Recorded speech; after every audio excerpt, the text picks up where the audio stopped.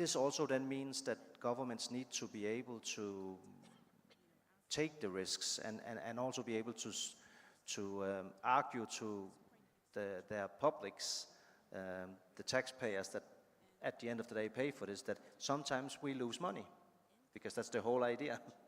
Sometimes we will spend public money that, because it's a risky project, they will be lost. But bottom line will be that at the end of the day, we will have mobilized many, many times more than we could have done if we had not chosen these models. Thank you. And Mimi, you've also given us unless you wanted to have another bite of that. I'll come back to you, I promise. But Mimi's given us another segue to Dennis, actually, because you were talking about the right capital at the right stage, and you talked about early stage investments and project prep. Dennis, we were speaking about this before the panel, but would love to hear your thoughts, especially around this reform agenda. What can institutions like import-export banks be doing, and why is that early stage capital so important? No, thank you very much for having me. As a development financial institution, Afreximbank looked at ourselves and say, are we really fit for purpose in terms of attracting the capital that will be required for this transitional financing? Most of you remember that African Export-Import Bank is owned by African government. And in 2009, we began being rated by international rating agencies. And it's been a journey. So far, we have migrated from BBB- to BBB+, and even A.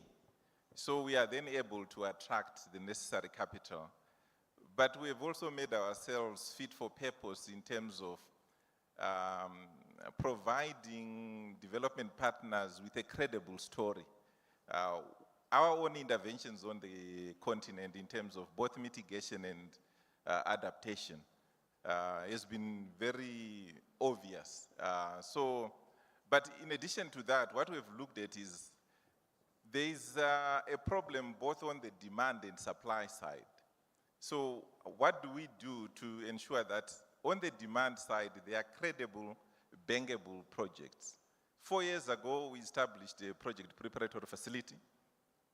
And to date, we've managed to bring $6 billion worth of projects out of that unit. But we recognize that there is more that is required.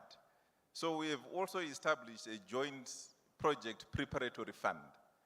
We have now attracted 8 other institutions to come to the party so that we can provide this early stage capital that is required. But in addition to that, we established a fund for export development to provide equity capital in order to tackle this as well. So that will complement our debt financing that we provide, but we also provide guarantees and insurance products to de-risk projects so that the private sector can come in and complement the public sector in providing additional funding.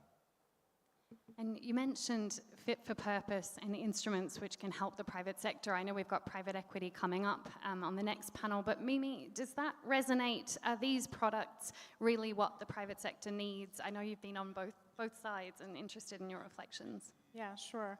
Maybe I'll talk a little bit about what I'm doing currently. I think at 3Cairns Group and at Allied Climate Partners, we are, working to expand and scale bankable projects for climate, and we're doing it in a blended finance way, specifically by providing first loss junior equity to create specific investment mandate for private investment across Africa.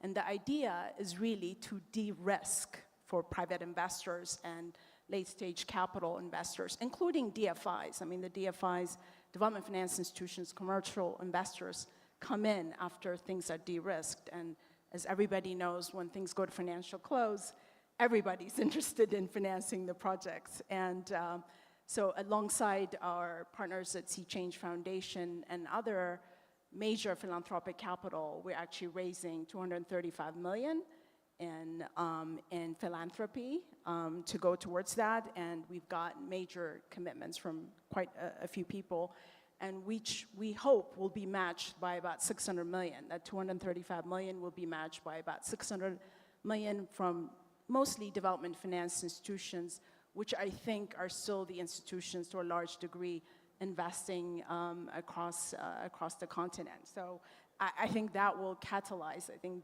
billions probably in assets across the continent. So.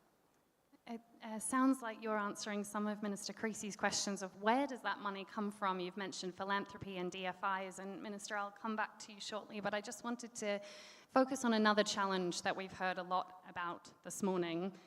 Yes, the early stage project development piece and the first loss, but also currency. Now, Ruud, I know what TCX is, but I don't know if this room knows what TCX is. It's a fun acronym, and in the climate space, we know we live in acronym land. So why do you exist? What is TCX? Tell us about how it tackles that critical and pervasive challenge of currency risk. Well, very happy to do so. Thank you very much for having me. I've been hearing de-risking and currency risk also from Alain several times. And what we see in practice is that many private sector players that are looking at Africa to invest don't want to touch the currency risk. And the currency risk makes many projects unbankable. So their key way to de-risk or to manage currency risk is simply not to invest. That's a way of risk management. You don't take the risk. Now, the purpose in life of TCX is actually take away the currency risk from investments in emerging and frontier markets all over the world and centralize it in one place. So today we run the risk on Vietnamese dong, Honduras lempira, Kenya shilling, Sierra Leone leones. And by having that risk of over more than 70 currencies in one place, you actually have a much better risk profile because the diversification makes it relatively stable. Whereas if someone would invest in Kenya only and run the risk on the Kenya shilling only, you have a high concentration on a single currency. And why that is so crucial if we look at climate finance as scale is actually pretty straightforward. Look at what has been happening with the shilling only in the last 6 months. So Kenya lost 15%, the shilling, of its value against the US dollar. Now, this was not mismanagement.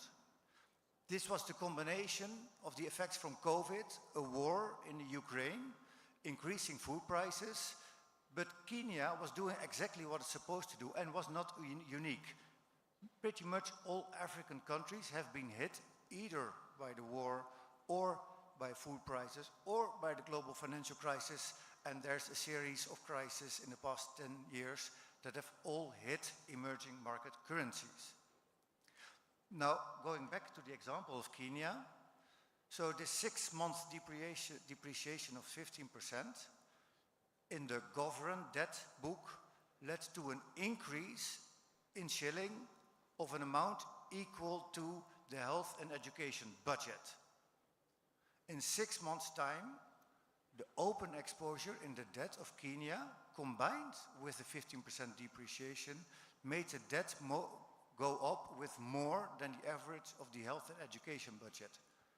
How can you ever expect a country to be stable, to get higher ratings, to invest long-term in infrastructure to fight climate change, if all the lenders, and these are the official bilateral lenders, the multilateral development banks, the bilateral development banks, if the lenders continue to offload the risk on the borrower, because the borrower is incapable of managing it because they have a concentration.